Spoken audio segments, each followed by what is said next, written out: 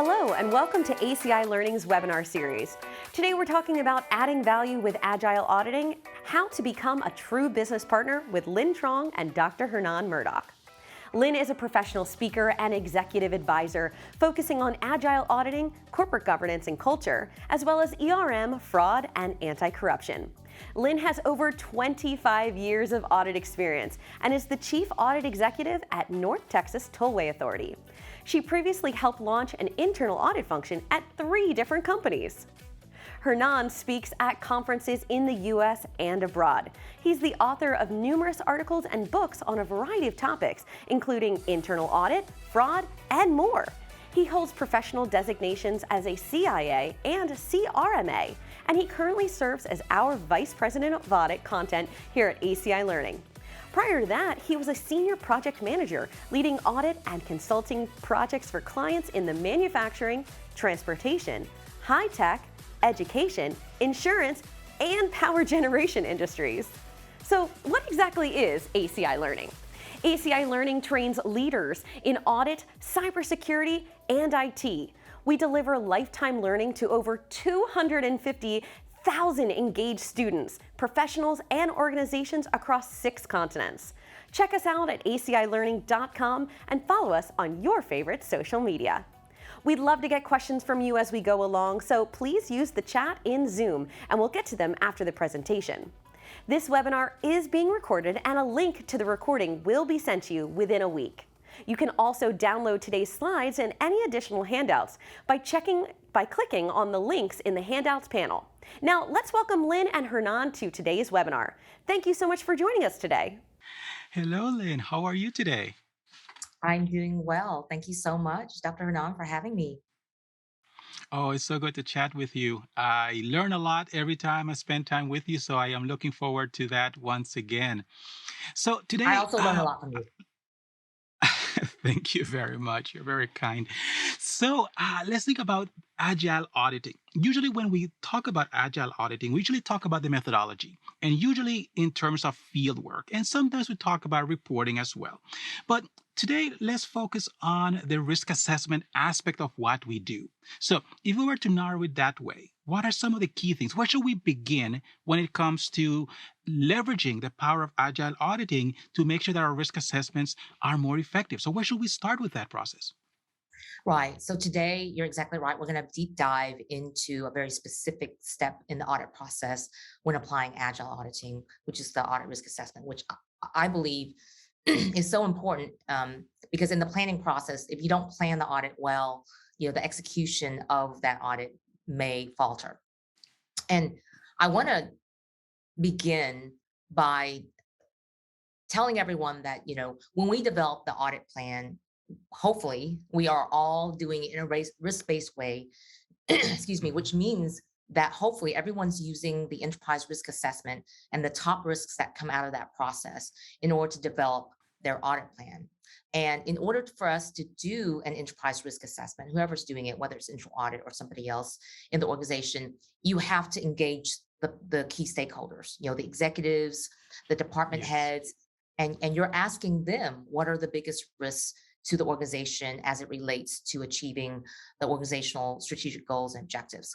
So my question to everyone is, why stop there, right? If we are developing our audit plan based upon the enterprise risks, and we are getting those risks by interacting and asking our key stakeholders, our executive management team, what are the biggest risks to that strategic plan to develop our enterprise risk assessment, then once we start to do planning for each of those audit engagements, we shouldn't stop engaging with our process owners. They are the ones that know the businesses the most. They are the ones that understand their departments and what are the biggest risks to that department at that level, right? So as you're planning an engagement to address, an audit engagement to address, let's say, talent management risk, then a lot of people make the mistake, for example, of going, okay, well, HR owns that risk, so let's go audit the heck out of HR and audit every aspect of the HR function. We know best, right? So when it comes to, you just use example of HR, but I would imagine we can probably apply that to T&E and accounts payable, accounts receivable, and inventory. And what this brings me to mind is so many instances where we have done it so many times. We know Yeah, how to audit purchasing. So once it makes it on the audit plan, and now we have to go and do the audit, I've done this before. I got this, right? And we're going to go at it, pretty much alone until we find an issue. And then, of course, everybody says, well, make sure you tell the client before you go to the exit meeting. But that's in some cases the only interaction. But what I'm hearing from you is, no, not so fast. Make sure that we continue that interaction and continue to engage with them to get their perspective into what are some of the key aspects of that particular function or activity that we should be looking at. So that exactly. collaboration should continue. Right. And so the key here for the first point is don't audit the function, audit the risk. So here, Mm-hmm. as you can see, are some examples of how I think in the past, you and I have been in the audit profession for, well, I can't speak for you, but I've been in the audit profession for 25 plus years, and I've seen how the audit profession has grown from being very process oriented, auditing the process, Yes. auditing the entire HR, all the processes within HR because they own talent management, looking under every stone, as we sometimes say. And so now, Mm-hmm. the internal audit profession, the IA is encouraging audit functions to be risk based. And so now we should Mm-hmm. be auditing the risk. And so instead of auditing the function, the primary function that owns the risk, in this case, in the first example, talent management risk, talent management risk or all risks really Mm-hmm. are handled or addressed or impacted by several functions. So we need to follow the Right. risk wherever that risk takes us. So yes, the HR function does own a lot of the processes that can impact this risk. So, we're talking about the recruiting process, the onboarding process, um, the training and development process. And so those Mm-hmm. are the processes under HR that I would include in the scope of a talent management audit because it is those processes that impact that risk. I wouldn't be looking at all the other processes that are owned by HR, including, um, how they calculate the benefits or how they pay out the benefits. I think a lot of How, how, auditors how that come about how from about whether how about whether or not the files are complete and we have copies of yes, all the documents, which I know is important, but in the exactly. large scheme of things, sometimes we spend a lot of time just making sure that the files are complete, and we need to make sure we understand the bigger picture of things. That's a great point. So whether the personnel files are complete would be addressing a different risk, right? It would be Hmm. addressing maybe legal liability risk for if an employee, a former employee, wants to sue us because they were Right. maybe terminated wrongly or something like that. So hopefully our files, our documentation of everything related to that employee during their tenure at our company, that would become very important for that type of Right. risk, right? So if you Now, follow no, the quick risk, question, Lynn. go ahead. Yeah, no. One thing that I'm curious about and goes back to what you're just talking about in terms of talent management, and you mentioned the acquisition and retention and of the talent within the organization. And I'm thinking about knowledge. Are you thinking about knowledge management being hand in hand with talent management, especially with the Great Resignation, turnover dynamics, all of these things about motivation and engagement, but people leaving the organization too? Do you That's right. see that as being that kind of strategic level risk that we really need to start paying more attention to? Absolutely, right? Risks Hmm. don't live in a silo. They Hmm. breed other risks. So talent management risks, if that isn't handled by the organization and the turnover is high, you've got this other risk of institutional knowledge leaving the company. And that's very disruptive, Hmm. right? Having to retrain Yeah. people, having knowledge gaps. So absolutely, if you scope in succession planning, um, then that would address both risks, right? If you have very good policies and procedures around how to mitigate the impacts of a lack of succession planning, then you would probably be straddling and helping management to address the departure of knowledge, as well as the leakage of knowledge, as well as departure of people and human resources. Hmm. So good point. Can you tell us a little bit about your perspective in terms of vendor management risk? I see that also as a hot topic these days. What's your perspective on that? Right. So I'm seeing a lot of the same types of risks on all companies' enterprise risk assessment heat maps, regardless of industry. So talent management is one that's across the board, but also due to the supply chain disruptions that is going on, macroeconomic causes. One of the biggest risks that are surfacing in any organization is vendor management, right? Having vendors that are performing at a level that's acceptable to the organization. So do we have a backup plan in case a vendor goes under, or do we have a backup plan for in case the vendors don't have the capacity, right? They're experiencing great resignation impacts as well. So looking at things like where we source our raw materials, those suppliers and vendors, are they in parts of the world that are being disrupted right now by That's geopolitical true. events, right? So if you've Hmm. got a primary supplier from Ukraine or Russia, that could be a problem right now, for example. So Hmm. um, that's a great example of instead of doing a procurement audit and looking at every step of a procurement process in accordance to this 100-page procurement policy, if your vendor or if your risks are really related to vendor management or supplier risk, then you would actually be looking at cherry picking very different things within that entire procurement process than just auditing the 100 different controls within procurement. Yes, many of the reviews that I did, we were looking at, for example, the top 10 or top 20 vendors, what percentage of the total they accounted for and where they were located, and what kind of a fallback mechanism there might be if for some reason this vendor could not provide what you needed, how disruptive that will be. So I think that those are very important things. There's one last thing I'd like to check Mhm. on with you, and that has to do with the training, because some people may be saying, well, yes, all of these things we're talking about there, and you just mentioned, by the way, 100-page policy and procedure documentation, right?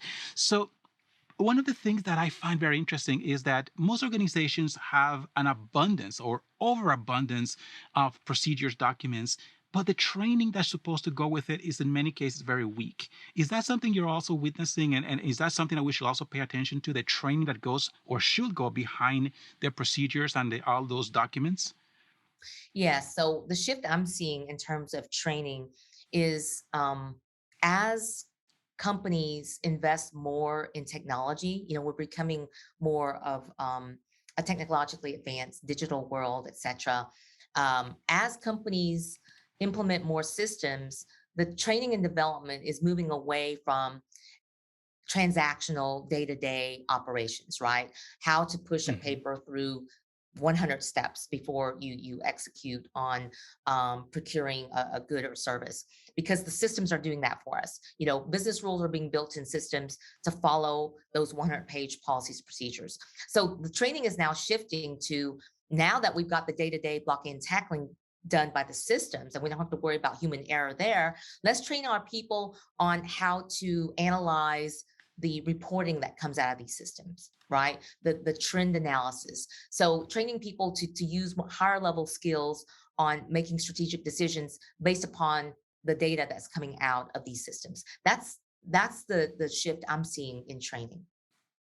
Very, very interesting and very important to be aware of it and to help support the organization in that regard. So, as we're thinking about these topics, then I'm wondering what kinds of questions we should be asking. Mhm. Right. So let's take a look at some of these questions that you can use as a tool in any audit in helping you really sharpen your pencil in developing that audit risk assessment.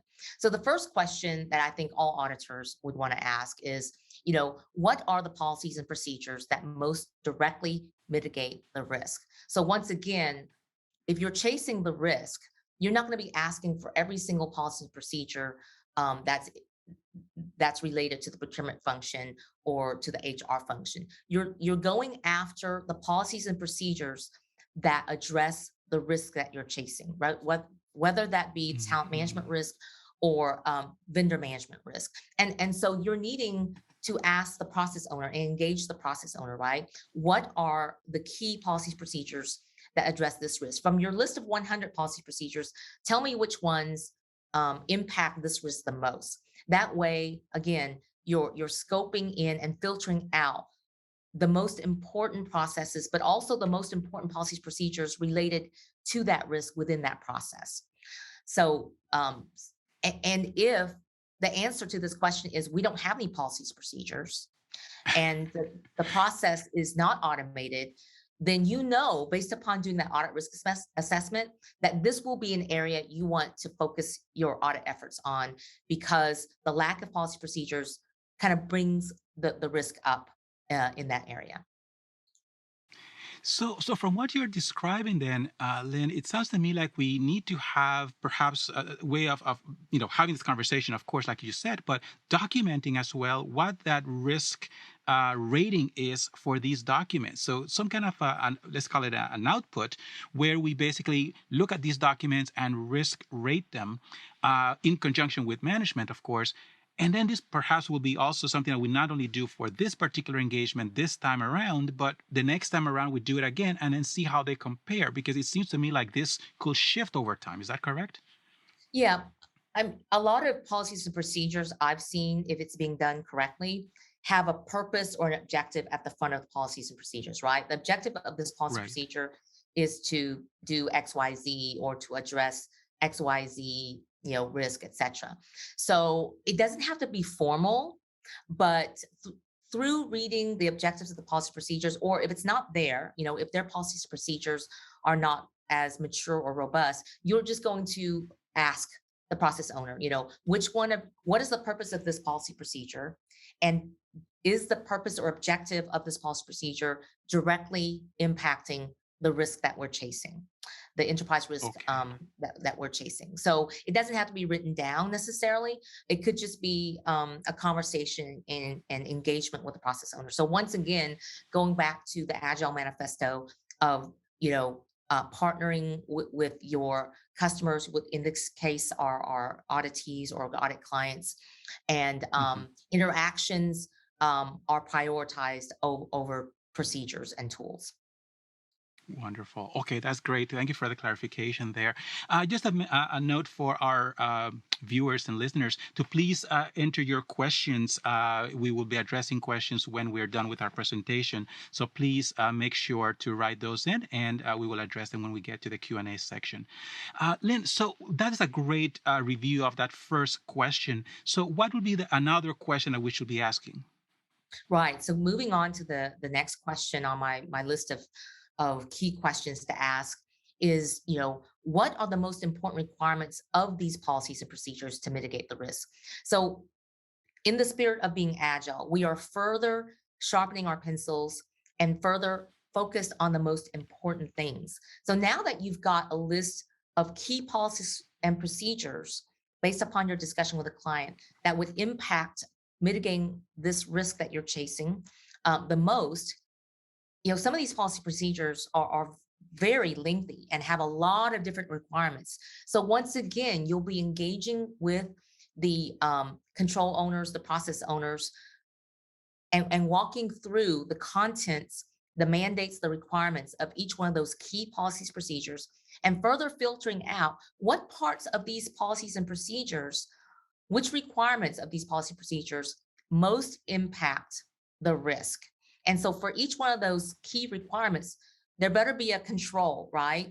That's Right. either manual or automated, but I'm expecting to see a control. If these are the most important mandates of this policy procedure to address this high enterprise risk,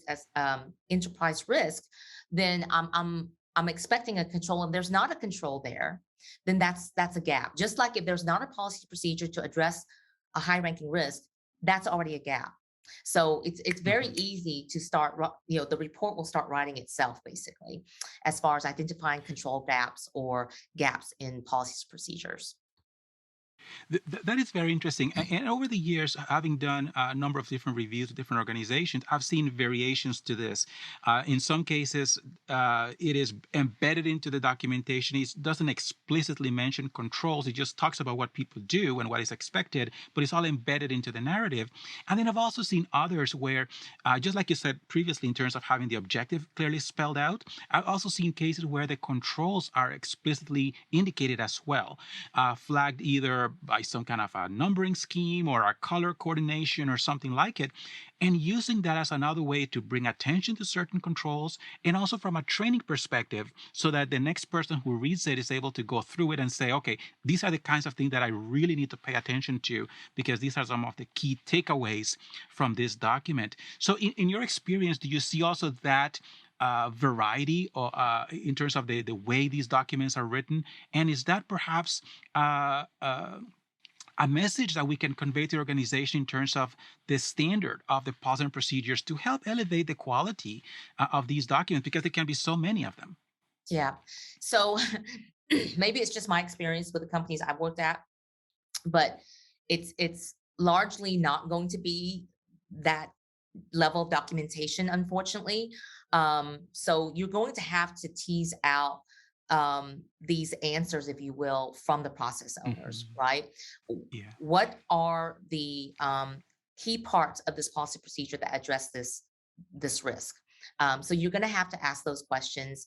And then, and I'm Hmm. jumping to the next question already, but from these policies, procedures, and these mandates and requirements that you, process owner, are saying are very key, very critical, very important to addressing these risks. If they're that important, then what is the control that ensures this mandate or this requirement from this policy procedure is being followed and complied with on a consistent basis by everyone, right? Are you just trusting people to do things the right way? Um, I think the expectation here is to see um, see it manifest in an actual control. And a lot of times, process owners aren't used to writing controls the way that internal auditors know how to write controls. So you're going to have to That's tease right. that out as well, as far as what is a key control and what's not.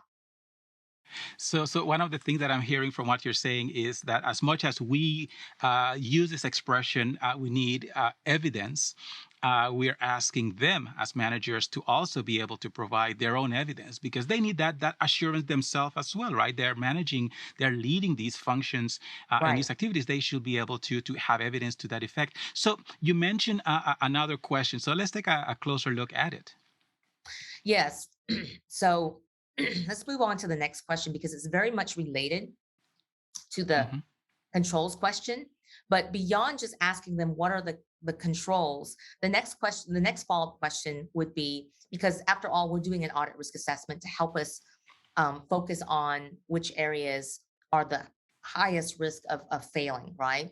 So if they Right. say that, oh, I have a control for this, the next question I would ask is, well, is it manual or automated?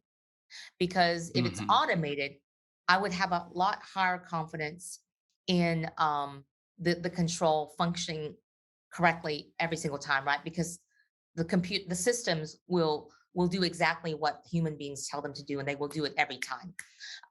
Now, Right. if it's manual, that's where my audit alerts come up and think, okay, if I've got 6 controls that they are giving me that are key, and 3 of them are automated and 3 of them are manual, which one do you think that I would want to put in scope for this audit if I only have so many hours to devote, right? Audit hours.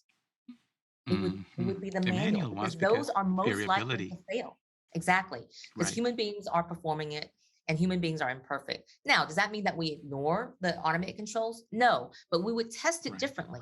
So once again, the audit risk assessment, which will help us develop the audit program, instead of selecting 25, I would do a walkthrough, a transaction of one, to make sure that the system is Hmm.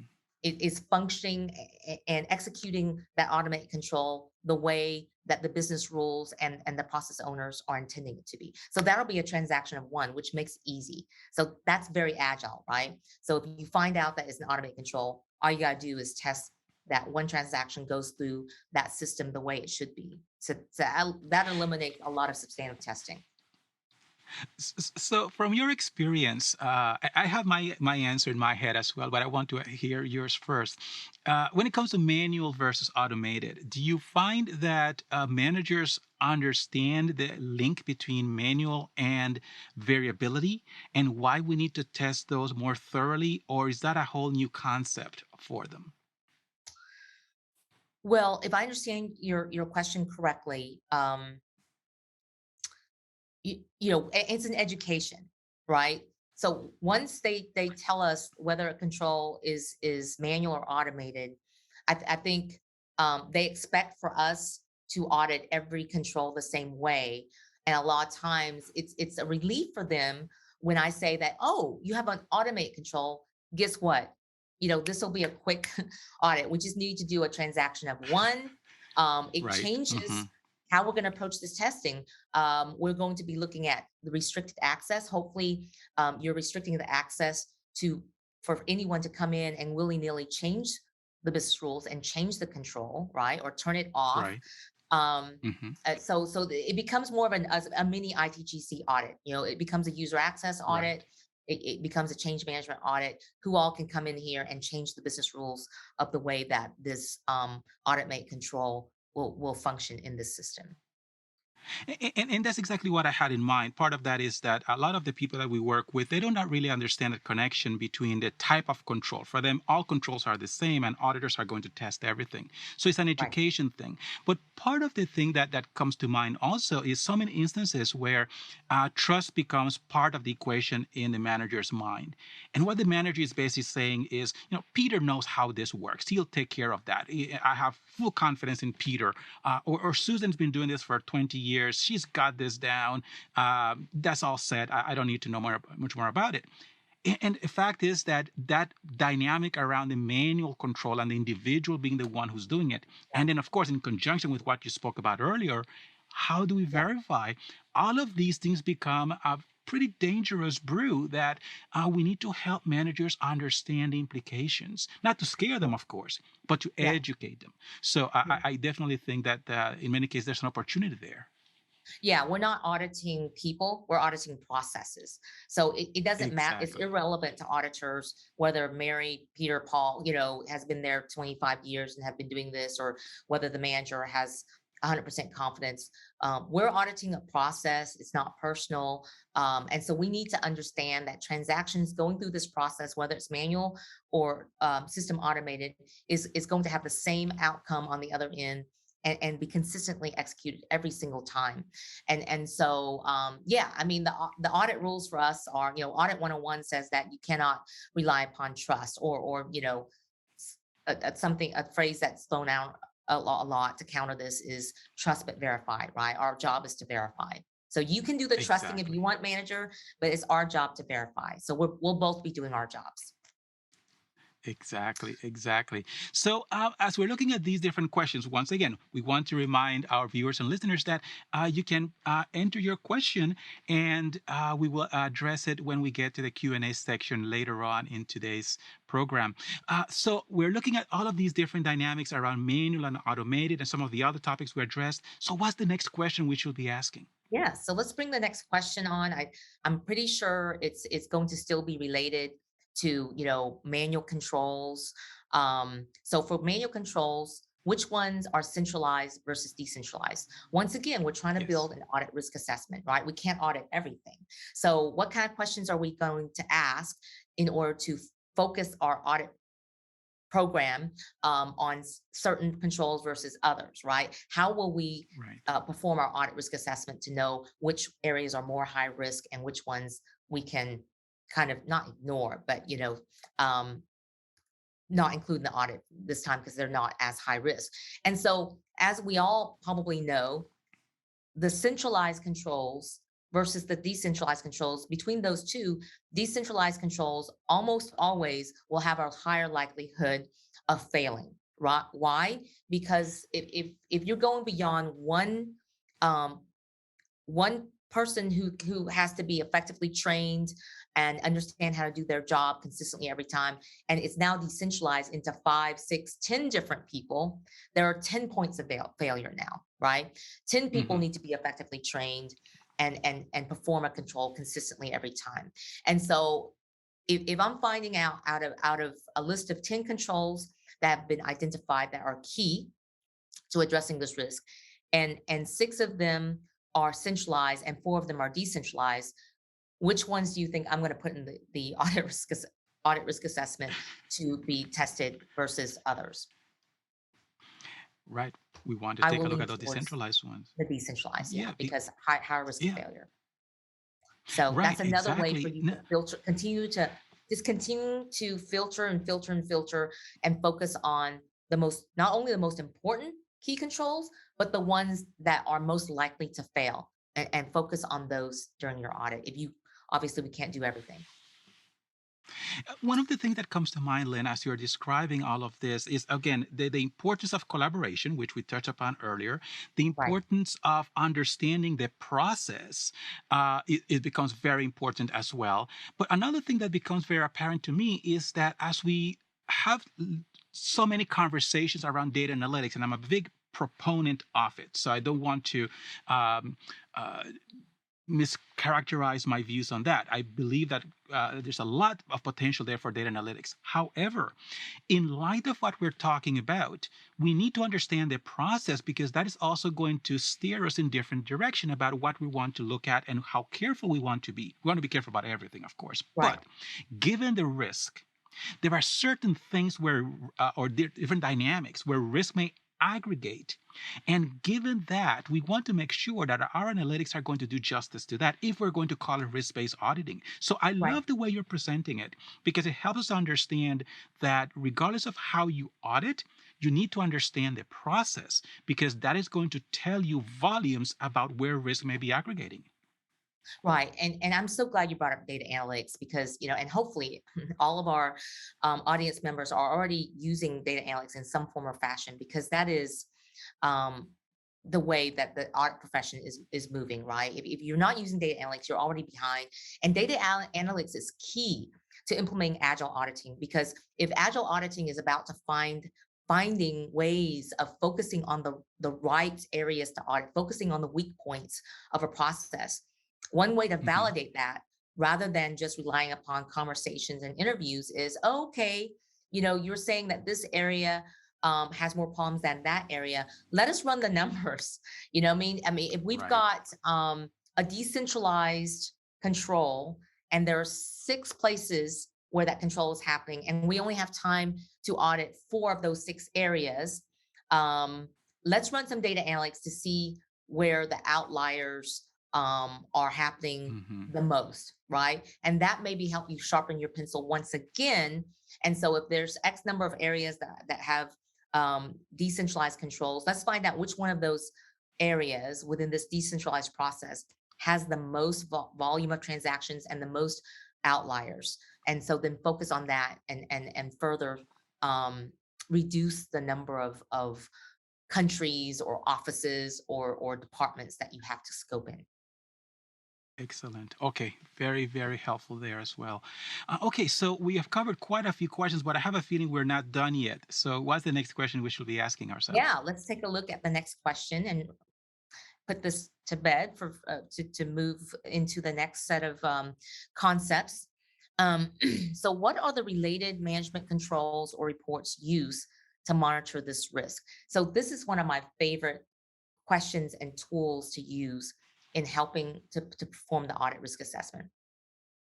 If we find out that a process that we're auditing has management controls, I would test not the transactional controls underneath, but test the management monitor control, and just test that, Mhm. right? So if you've got a second line of defense that's monitoring the effectiveness of individual transactional controls underneath it, test the effectiveness of the management control. Is it designed adequately? You know what I mean? The person who's performing it, what are they looking for? Are they looking for the right things? What kind of data and management reports are they using in order to support that management control. So testing the Right. design of that management control can save you a lot of time and effort, right? Why test down here when there's a higher level control that's monitoring the effectiveness of these children controls? Right. So that's a Mhm. really great way to be more agile, is testing at the management control level. Excellent advice. I think that will be definitely a key takeaway Yeah. by everyone who's listening to Because if you you today. test the children Um, controls and you find out all these exceptions, and then you ignore the management control, they may come back and say, well, that's great, Lynn. We found the same 10 errors that you found because we're looking at, we're executing this same monitoring control that you are. And, and, mhm. and so it's kind of duplicative, right? So what you do is you test the effectiveness of the management control and offer up recommendations on how that management control can be more robust, for example. Okay. Very, very good advice there for sure. And we're always looking for ways of maximizing the use of our resources. And of course, time is one of the most precious resources we have, and very limited as Right. well. So, in terms of the takeaways and the benefits of this approach, we have 7 different key questions we should be asking our clients, Mhm. and really studying those and seeing how they come together from a risk perspective. So, what are the key benefits of embracing this approach? Let's talk about the benefits of doing this. So you already touched upon it. Really, really great segue into the benefits, but you talked about time, right? So everybody's got limited resources, and certainly all the support functions are probably more starved for budget dollars and resources than the frontline functions that bring in the revenue, right? The business development or marketing or sales groups. So the support functions like internal audit are always going to be finding a little bit harder, if you will, for budget dollars. So let's use our time wisely, right? We only have so many auditors, which means we only have so many audit hours to spend. And so what are we going to spend that on? So more bang for your buck. So the first benefit here, auditing what matters the most, right? Due to enterprise risk-based approach. So let's not audit at the process level and try to chase every single process and every single risk. Let's find out at the top what the enterprise level risks are and base our audit plan on that and continue to chase those risks by continuing to engage our process owners right down to the engagement level planning and audit risk assessment to find out what processes are key, what controls are most key, right? I mean, we use the concept of key controls when we audit financial statement controls, right? SOX That's has the right. concept Yes. of we have 100 controls over our financial statements, but only 20% of those are key. And that's what the external auditors are going to test. They're going to go after the key controls. So we just need to find out Right. what those key controls are in the operational areas outside of accounting, right? And chase after those key Mhm. controls that address the key risks. So number one benefit is relevance, being relevant to the business and what's important to them. The second one is effective. So auditing only the key processes that impact what matters. Now that we know what matters most to senior management, let's only audit and test the processes, because there are so many that impact the risks that matter the most. So being more Right. effective at focusing on the key processes and controls that impact the key risks the most. So just continue to Yeah. filter, filter, filter. And so that's how we become more effective. And then efficient, right? You touched upon that. That was the segue, is we only have so many hours. How can we spend less time on each audit and yet not sacrifice the value of each audit? And we do that Right. by focusing on the most important risks as well as the most important processes controls that impact that risk. So using the same 400 hours, which is the kind of average number of hours that you spend per audit, making the most of those 400 hours and finding out through engaging our business owners what matters most to them, and using data analytics to be more efficient at the way that we testing the right things and Perfect. testing them in a much more efficient way. Right. The next benefit is engagement. So having your process owners along next to you for the entire audit, right? In every phase, it makes them feel um, like we're partners, right? We're tackling this risk Mhm. together. I'm not auditing you. You're not on the other side of the table. We're on the same side of the table trying to address and mitigate this risk together. Management's role is developing, designing, and executing the controls that mitigate these risks that could impede us from achieving our strategic goals. And auditors are going to work hand in hand with management to make sure that these controls that are very important are functioning effectively. So Right. we're a team, we're partners, and the enemy here is not each other. It is the risk that we're both trying to Mhm. tackle together. Perfect. That's a So good way to put it. Absolutely. yeah, engagement is a huge value from um, as a result of agile auditing because again, it is engage, it is doing it. So I think, with the last one, value auditing, all relevant processes that impact risk and not just one function impacting risk. So chasing the risk, and that risk may take us cross-functionally instead of just auditing in a silo and just taking one function that addresses the risk and auditing that function. But all the functions that have a hand in impacting that risk. It's a more holistic approach. Now, this takes also that concept of the pipeline audit, the different terms to describe it, but like purchase to pay, and so on, where we talk about these processes that cross functions. So from the time you decide that you have a need until that item arrives and we pay for it, or we make a sale and then we collect. So like order to cash and so on. So we have these different processes. So this really helps us tremendously to break away from those silo approaches Yep. and have a very more comprehensive, more holistic approach that is going to help us understand how it impacts the business, because a lot of these things are definitely going to overlap from one function to another as we try to achieve the objective, to have the resources we need to do our work, to make sure that the employees have the skills they need to do the work, make sure that every sale that we make is going to be collected and goes into our bank account. So these concepts are going to definitely take a new meaning when we Right. embrace this approach. So Lynn, I think this is very, very helpful. And I like the way you structure in terms of questions that we Mhm. can ask ourselves, because we can build this into our work program and say, okay, everyone, when we're deployed to do our review, here are some key questions that we need to be asking our clients and engaging with them on, so that we're not just saying collaborate, collaborate, collaborate, but here is a roadmap on how to do it and on what level, what terms. So I really like that approach, Lynn. Thank you so much for helping us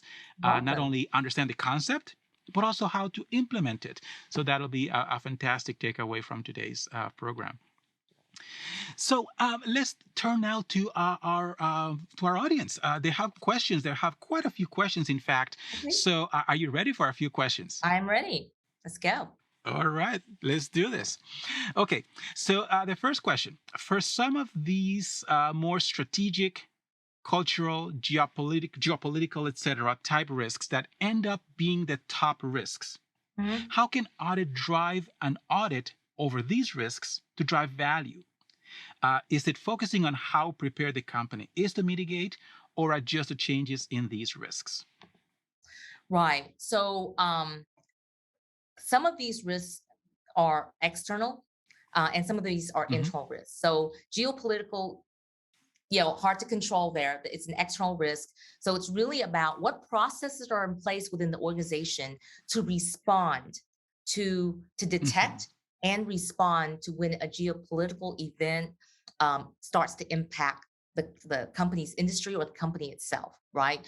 What kind of insurance do you have in place? What kind of, what kind of response controls do you have in place? So there's several categories of controls, right? There's prevent, detect, and respond. Obviously, for the external risks, can't really use prevent. You can't really prevent something that's happening outside of your organization. So I would focus on the Right. processes, controls to identify or detect how the risk impacts the organization as well as respond. For cultural and strategic, that's internal.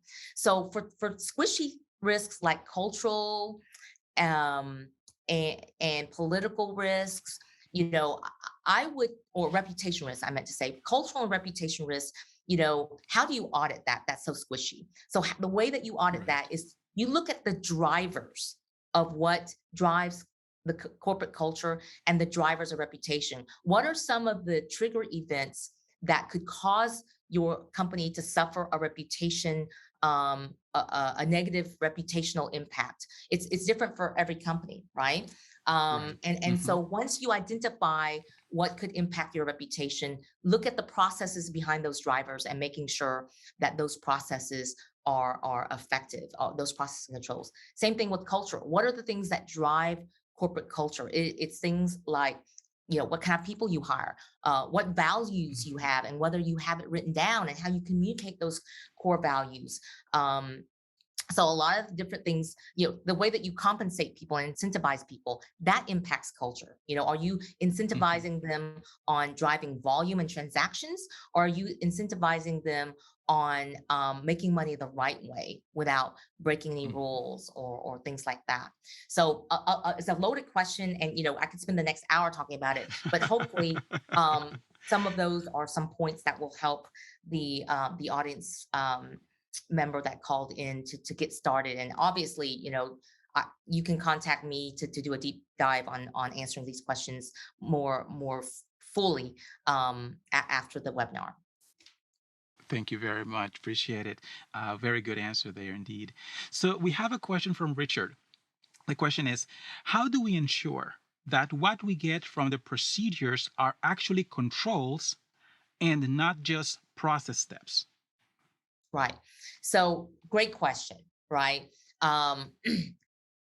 Procedures are not all of them are controls, right? So if you have Right. a procedure that the process owner is throwing up and saying, throwing out at you and saying, yeah, this is a control, you can look at it and think, okay, what is it trying to prevent from happening? Right? Because controls are trying to prevent a bad thing from happening. So if they say, so this procedure, the process owner must file this into this file folder.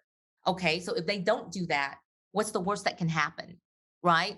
And if they say, well, the worst that can happen is that we spend a little bit longer finding it, but ultimately we'll find it, then that's not, does that line up with the risk that you're trying to chase? You know what I mean?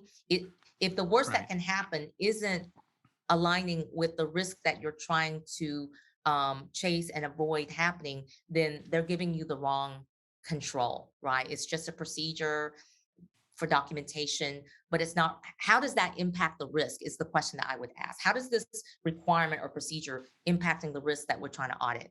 And if they can't answer that question well, or if they can't make that link, then it's not really a control. And so it's like, let's try again. Yes, that's a good rule to apply to filter out, right? Those steps or activities compared to actual controls. Exactly. Very good. All right. Okay, so the next question is, in the planning, when we identify areas that do not have the properly formalized policies and procedures, how do you recommend us taking that into consideration?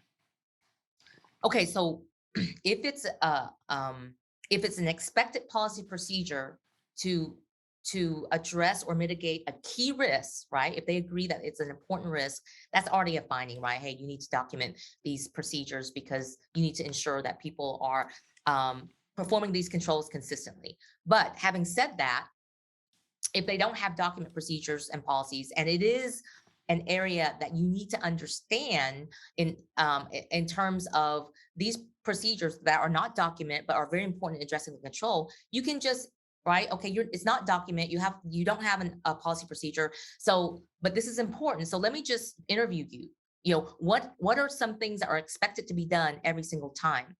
If you were to document this, which is not, but I need to understand what those things are. What are those key elements? Or if you were to write up this policy procedure today and tell me what your top 5 things are that you absolutely need your people to be doing every single day consistently in order to address this very important risk.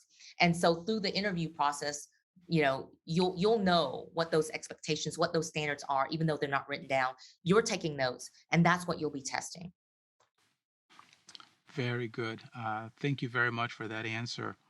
So we have another question. This has to do with mindset. So how can internal audit management change the mindset within an organization that an audit is for the risk and the process instead of a person? Well, right. If we were to audit a person, how should I, how, so look at the things that we're asking for when we do an audit, right? We're not asking for a character reference. We're not asking for a person's resume. We're not asking for their credit report.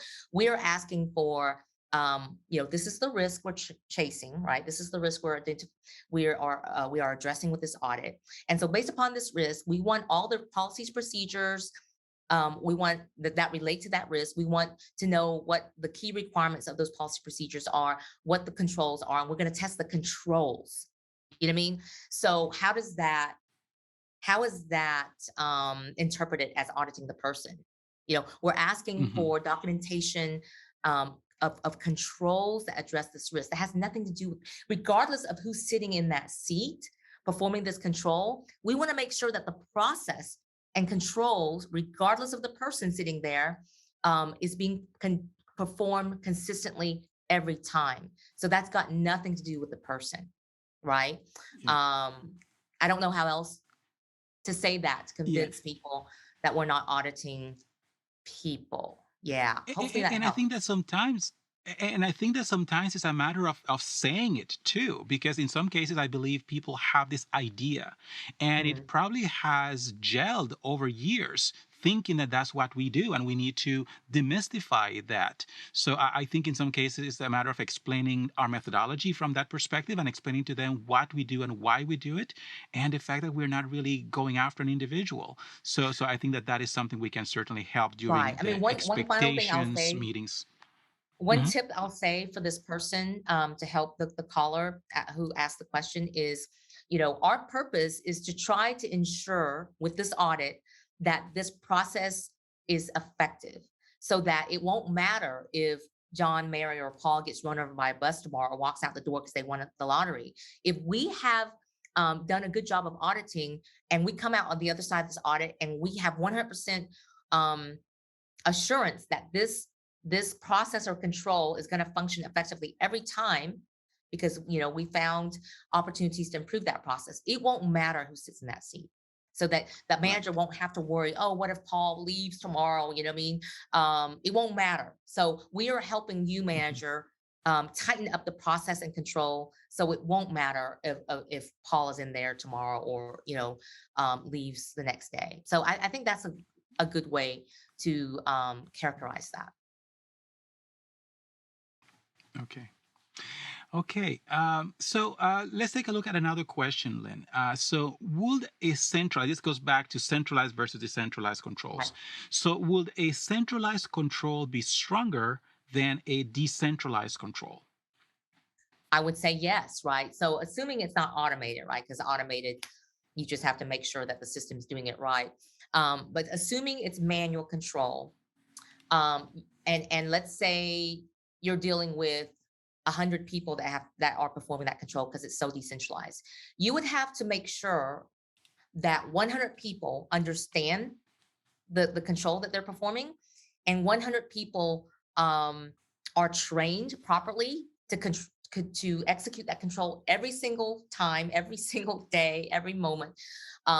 So trying to herd together or provide assurance that 100 people are going to be executing this activity, this control, the same way, perfectly flawlessly every single day, is much more difficult than trying to make sure that one person understands how to do this control and one person has been trained up um, sufficiently to know how to perform that control every single time. And every time the policies and procedures change, you won't have to worry about one person that knows about the Hmm. changes versus 100.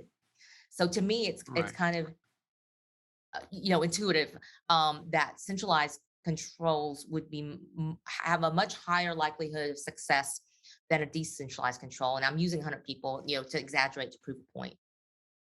Right. Yes. Okay. Very, very helpful and good clarification there Now, for if it was sure. automated, you So wouldn't we have to worry about, yeah, how many people are performing it. Right, exactly. Okay, so we have time for one more. So this will be the last Okay. question today, unfortunately. So this goes back to looking at those transactional controls and managerial controls. We spoke briefly about it. So one of our Mhm. audience members has a question about it. So here's the question. Do you assess the adequacy of the transactional controls when deciding to test the management controls? If you do a good enough job of ensuring testing the heck out of the management control, you won't have to do the transactional control, right? But if you there are cases where I would do both, right? If I'm looking at evaluating and assessing the management control and I'm seeing design flaws in it, Mm-hmm. then I may, to prove my point that, hey, this management control isn't designed, structured, or being executed in a way that will catch the transactional errors. And they're like saying, no, no, no, I'm sure it's fine. I'll say, okay, let me prove it to you. Let me test the population of transactions that you were trying to assure is being done correctly through your management control. And if I find errors in that, that's going to prove to you that the management control is not functioning adequately or is designed effectively. So those would be an example of a time where I would test both. Okay, no, that's very helpful, and not just explaining it, but also using an example. So I really appreciate that. Well, Lynn, unfortunately, that's all the time we have, and to our audience members, same thing. Unfortunately, that's all the time we have for today's program. So thank you very much for joining us. Thank you, Lynn, for sharing your knowledge and your insights with us, and I look forward to seeing everyone again at another Yeah, webcast. thank you for inviting me to speak. And for those who didn't get their questions answered, hopefully there's a way for them to maybe, get to me with their questions and I'll answer it offline. Excellent. Thank you so much. Thank you for joining today's webinar. You will receive a link to the webinar recording delivered to your inbox. See you next time.